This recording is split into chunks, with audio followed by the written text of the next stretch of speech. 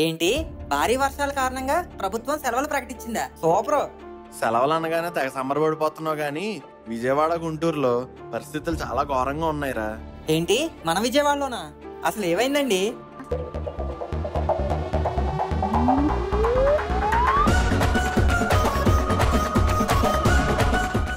మొన్న ఆగస్టు 30, 31 నుండి మన తెలుగు రాష్ట్రాల్లో భారీ మోతాదులో వర్షాలు నమోదవడం తెలిసిందే. కానీ విజయవాడలో మాత్రం పరిస్థితులు రోజు రోజుకి చాలా దారుణంగా మారుతున్నాయి. అయ్యో అవునా? అవునరా, భారీ వర్షాల కారణంగా విజయవాడ మొత్తం అస్తవ్యస్తం అయిపోయింది. వరద నీరు ముంచెత్తడంతో ప్రజలు ముప్పు తిప్పలు పడుతున్నారు. అసలు వర్షం ఎంత తీవ్రంగా ఉందంటే గత 30 ఏళ్లలో అసలు ఎంత భారీ వర్షం నమోదు కాలేదంట. ఒక్క రోజులోనే 29 సెంటీమీటర్ల వర్షపాతం నమోదైందంట. ఏంటండి అంత వాన పడిందా? మరి మనకేమంత ఎఫెక్ట్ లేదు కదండి. విజయవాడ మునిగిపోవడానికి వర్షమే కారణమా లేదా ఇంకేమైనా కారణాలు ఉన్నాయా? నువ్వు అన్నట్టు వర్షం ఒక కారణం అయితే విజయవాడ మునిగిపోవడం వెనక బుడమేరు వాగు పాత్ర కూడా అంతే ఉంది. విజయవాడను ముంచిన ఈ బుడమేరు మైలవరం కొండల్లో పుట్టిన ఒక వాగు. దీని ప్రయాణం చిన్న పిల్ల కాలువల రూపంలో మొదలైంది. వెలగలేరు వద్ద బుడమేరుగా మారి విజయవాడ రామకృష్ణపురం వద్ద కాలువ రూపంలో రూపాంతరం చెంది చివరికి కొల్లేరు సరస్సులో కలుస్తుంది. మొత్తంగా 170 కిలోమీటర్ల దూరం ప్రవహించే ఈ బుడమేరులో ఏటా 10,000 నుంచి 11,000 క్యూసెక్కుల నీరు ప్రవహిస్తుందంట. మరి ఒక్కసారిగా దీని ప్రవాహం ఎందుకు పెరిగిందండి? వర్షం వరద తర్వాత విజయవాడ పరిస్థితి దారుణంగా మారింది. కొన్ని దశాబ్దాలుగా ఎప్పుడు చూడనంత కష్టం, నష్టం ఈ సంవత్సరం చోటు చేసుకున్నాయి. ప్రకృతి బీభత్సానికి, వరుణదేవుడి ప్రకోపానికి బెజవాడ గజగజలాడింది. అంటే బుడమేరు వాగే కొంప ముంచిందంటారా? ఇటు బుడమేరు, అటు కృష్ణానది, మధ్యలో బెజవాడ నగరం. దీనికి తోడు భారీ వరద. దీంతో వరద మొత్తం నగరాన్ని ముంచేసింది. ఎక్కడ చూసినా కూడా నీళ్లే. సింగ్ నగర్, బాంబే కాలనీ, మార్కండేయ దేవి నగర్ ఇలా ఎటు చూసినా వరద నీరే దర్శనమిస్తుంది. ముందు జాగ్రత్త చర్యగా విద్యుత్ సరఫరా నిలిపివేశారు. గంటల కొద్దీ పవర్ కట్ తో సెల్ ఫోన్ టవర్స్ కూడా పనిచేయడం ఆగిపోయాయి. దీంతో సిగ్నల్స్ లేక, ఛార్జింగ్ లేక మొబైల్ ఫోన్స్ కూడా పనిచేయకుండా పోయాయి. అయ్యో అంత ఘోరంగా ఉందా? అవునరా, అపార్ట్మెంట్ సెల్లార్లోకి వరద నీరు చేరి ప్రజలు తీవ్ర ఇబ్బందులు పడుతున్నారు. కొన్ని చోట్ల ఫస్ట్ ఫ్లోర్ దాకా నీళ్లు చేరుకున్నాయి. చాలా మంది ఇంటి మేడ పైన టెంపరీగా నివాసాలు కూడా ఏర్పాటు చేసుకున్నారు. నగర శివారుల్లో రోడ్లపైన భారీగా నీళ్లు నిలవడంతో విజయవాడ ఇంకా నూజివీడు మధ్య రాకపోకలకు వాహనదారులు తీవ్ర ఇబ్బందులు పడుతున్నారు. రైల్వే ట్రాక్ అండర్ పాస్ వద్ద 4 బస్సులు నీట మునిగాయి. అధికారులు క్రేన్ల సాయంతో వాటిని బయటకు తీశారు. మైలవరంలో వెలగలేరు గేట్లు ఎత్తేశారు. దీంతో చుట్టుపక్కల కాలనీలోకి వరద నీరు చేరింది. రాజరాజేశ్వరి పీఠం మొత్తం మునిగిపోయింది. అయితే ఇందులో బుడమేరు పాత్ర కూడా ఉందంటారా? ఖచ్చితంగా. సరిగ్గా 20 ఏళ్ల క్రితం చేపట్టిన ఆపరేషన్ కొల్లేరుని అర్ధంతరంగా నిలిపివేయడంతో దానికి ఇప్పుడు వరదల రూపంలో మూల్యం చెల్లించుకుంటున్నారు. వాగులు వంకలు అక్రమానికి గురైతే ప్రకృతి కన్నెర్ర చేస్తుందని మరోమారు రుజువైంది. 20 ఏళ్లుగా విజయవాడ నగరం వేగంగా విస్తరించింది. బుడమేరు ప్రవాహాన్ని కబ్జా చేయడమే నేటి దుస్థితి కారణంగా చెప్పవచ్చు. ఫోన్లేండి, ఎవరికేం కాకుండా ఉంటే అదే చాలు. అలా అనుకోవడానికి లేదురా. ఎందుకంటే ఇప్పటికే అక్కడ భారీ ప్రాణ నష్టం ఇంకా ఆస్తి నష్టం జరిగింది. విజయవాడే కాకుండా మొత్తం ఏపీ నుండి దాదాపుగా 5 లక్షల మంది వరదల్లో తప్పిపోయారు. 3 రోజుల్లోనే 30 మంది ప్రాణాలు కోల్పోయారు. దాదాపుగా 5,000 కోట్ల ఆస్తి నష్టం జరిగింది. మన విజయవాడే కాదు, తెలంగాణలోని పలు చోట్ల కూడా ఇదే సిచ్యువేషన్. ఏపీ చీఫ్ మినిస్టర్ వరదల బారిన పడిన కుటుంబానికి 5 లక్షల విరాళం ఇస్తామని ప్రకటించారు. ఇకపోతే ఎన్డీఆర్ఎఫ్ టీం ఇప్పటికే 26 టీముల్ని పంపించింది. వాళ్ళు కూడా 24/7 వర్క్ లోనే ఉంటున్నారు. వీరు దాదాపుగా 5,000 మంది పైగా ప్రజలను కాపాడారు. తెలంగాణ ప్రభుత్వం ఏమో ప్రతి ఎఫెక్టెడ్ డిస్ట్రిక్ట్ కి 5 కోట్లు డొనేట్ చేస్తామని ప్రకటించింది. అలాగే తెలంగాణ ఎంప్లాయీస్ కూడా సీఎం రిలీఫ్ ఫండ్ కిందన 130 కోట్ల దాకా డొనేట్ చేయడానికి ముందుకు వచ్చారు. ఇంకా 500 పైగా ట్రైన్స్ ని భారీ వర్షాల వల్ల క్యాన్సిల్ చేశారు. రైల్వే ట్రాక్స్ కూడా మొత్తం నీళ్లతో మునిగిపోయాయి. ఇది ఎలా ఉండగా 2 తెలుగు రాష్ట్రాల ప్రభుత్వాలు సెంట్రల్ గవర్నమెంట్ దగ్గర నుండి రెస్పాన్స్ రావాలని, దీన్ని ఒక నేషనల్ కెలామిటీగా గుర్తించి ఆదుకోవాలని కోరుకుంటున్నాయి.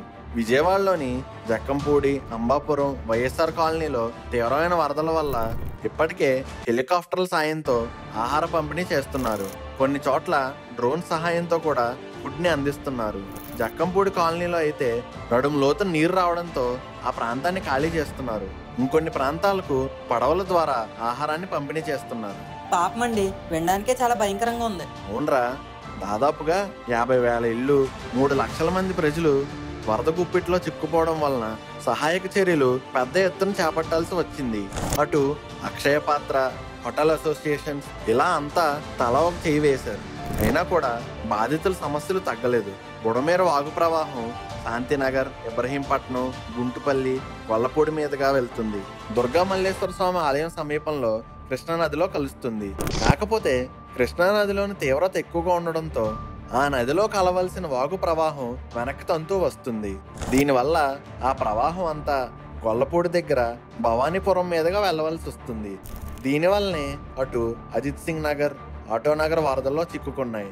దీంతో సింగ్ నగర్, నున్న, గన్నవరం మొదలగు ప్రాంతాలకు వెళ్లే దారులు మునిగిపోయాయి. దానికి తోడు వరద ముంచెత్తడంతో అపార్ట్మెంట్లు, ఇళ్లపైన కూడా ఈ వరద ఎఫెక్ట్ పడింది. బెజవాడలోని చాలా ప్రాంతాలు వరదల్లో చిక్కుకోవడానికి కారణం ఈ బుడమేరే అని నిపుణులు చెప్తున్నారు. నాన్నగారు, గతంలో ఎప్పుడైనా ఈ బుడమేరు ఎలాగే విజృంభించిందా? 2005 సెప్టెంబర్లో ఇలాంటి పరిణామం చోటు చేసుకుందిరా. మళ్ళీ ఇప్పుడు ఇలాగే జరిగింది. బుడమేరు ఒక్కటే కాదు, అటు వెలగలేరు ప్రవాహం కూడా అంతే ఉధృతంగా కనిపించింది. మరి ప్రాబ్లమ్ ఎలా సాల్వ్ అవుతుందంటారు? అటు కృష్ణానది ప్రవాహం ఎక్కువగా ఉండడం, ఇటు బుడమేరు ప్రవాహం వెనక్కి రావడంతో ఆ నీరు ఎటు వెళ్లే మార్గం లేకుండా పోయింది. కాబట్టి ముందు కృష్ణానది ప్రభావం తగ్గితే బుడమేరు వాగు అందులో కలిసిపోతుంది. దీంతో వరద నీరంతా కృష్ణలో కలుస్తుంది. ఇప్పుడు పరిస్థితులు కొంచెం చక్కబడతాయి. ఓహో. కృష్ణానది ఉధృతంగా ప్రవహించడం వలన ప్రకాశం బ్యారేజ్ వద్ద 2వ ప్రమాద హెచ్చరిక జారీ చేశారు. ప్రకాశం బ్యారేజ్ వద్ద ఇన్ఫ్లో అండ్ అవుట్ఫ్లో 7,69,443 క్యూసెక్లు ఉన్నాయని విపత్తుల సంస్థ తెలిపింది. వాగులు, వంకలు ఇంకా పొంగి పొరలుతున్నాయని హెచ్చరించింది. ప్రకాశం బ్యారేజ్ దిగువ ప్రాంతంలో ఉన్నవారు జాగ్రత్త పడాలని ప్రభుత్వం ముందే ఉత్తర్వులు జారీ చేసింది. ఇటు విజయవాడే కాదు, రాజధాని నగరమైన అమరావతిని కూడా భారీ వరదలు ముంచెత్తాయి. ఇది సరిపోదు అన్నట్టు విజయవాడలోని మొగలరాజపురం వద్ద శనివారం కొండచర్యలు విరిగి పడ్డాయి. ఈ ఘటనలో ఒకరు మృతి చెందగా 6గురిని రెస్క్యూ చేశారు. డ్రిల్లింగ్ మిషన్లు, క్రేన్ల సహాయంతో శిథిలాలను తొలగించారు. మృతుల కుటుంబానికి 5 లక్షల రూపాయల ప్రభుత్వం విరాళం ప్రకటించింది.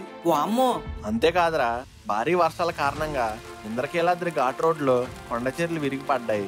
ఈ ప్రమాదంలో ప్రోటోకాల్ ఆఫీస్, సెల్ టవర్లు ధ్వంసమయ్యాయి. ఆ సమయంలో భక్తులెవరూ లేకపోయేసరికి ఎటువంటి ప్రాణ నష్టం జరగలేదు. ఇంకా ఘాట్ రోడ్ లో పలు చోట్ల కొండచర్యలు విరిగి పడ్డాయి. ముందు జాగ్రత్త చర్యగా అధికారులు ఆ ఘాట్ రోడ్ ను మూసేశారు. మరి ఇప్పుడు ప్రెసెంట్ సిచ్యువేషన్ అక్కడ ఎలా ఉంది నాన్నగారు? ప్రెసెంట్ అయితే బుడమేరు కొంచెం శాంతించిందిరా. ఇన్ఫ్లో, అవుట్ఫ్లో 6 లక్షల క్యూసెక్లు చేరుకుందంట. ఇప్పటికీ 40,000 మంది ప్రజలను రెస్క్యూ టీం కాపాడిందంట. 197 వైద్య శిబిరాలను ప్రభుత్వం ఏర్పాటు చేసింది. ఆహారంతో పాటు ఫస్ట్ ఎయిడ్ కిట్స్, మెడిసిన్స్ ను కూడా అందజేస్తున్నారు. కానీ తాజాగా అందిన సమాచారం ప్రకారం ఈసారి తెలుగు రాష్ట్రాలకి మరోసారి భారీ వర్ష సూచన ఉందంట. ఉత్తరాంధ్రలో రాబోయే 4 రోజుల్లో భారీ వర్షాలు ఉన్నాయని తెలుపుతున్నారు.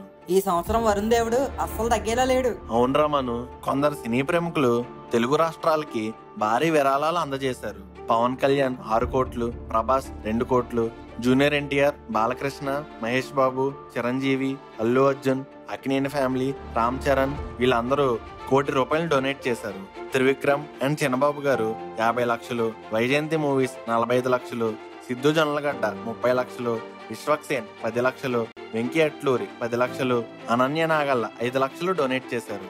పరిస్థితులు ఇంత ఘోరంగా ఉన్నప్పుడు కొంతమంది మాత్రం ప్రభుత్వాన్ని తప్పుపడడానికి ట్రై చేస్తున్నారు. ప్రభుత్వం సరిగ్గా పట్టించుకోవట్లేదని, వరద ముందస్తు చర్యలు తీసుకోలేదని వాళ్ళు అంటున్నారు. ఇక్కడ సమస్య మనందరిది. కేవలం ప్రభుత్వం ఒక్కదాందే కాదు, మనందరం కలిసికట్టుగా బాధ్యత వహించి సహాయం చేస్తే ఎంతో మంది అమాయకుల్ని కాపాడవచ్చు. విమర్శించడం పక్కన పెట్టి వీలైనంత మందిని కాపాడదాం. ఈ వీడియో కనుక మీకు నచ్చినట్టయితే ఇప్పుడే ఒక లైక్ అండ్ షేర్ చేసి, ఇంకా సబ్స్క్రైబ్ చేసుకోకుండా చూస్తున్న వాళ్ళు మన ఫన్మోజీ ఫ్యాక్ట్స్ ఛానల్ని సబ్స్క్రైబ్ చేసుకోండి. అలాగే ఇలాంటి వరదలు వచ్చినప్పుడు ఇంకా బెటర్ గా ఎలా హ్యాండిల్ చేయొచ్చు అనుకుంటున్నారో కింద కామెంట్ లో పెట్టి మాకు తెలపండి.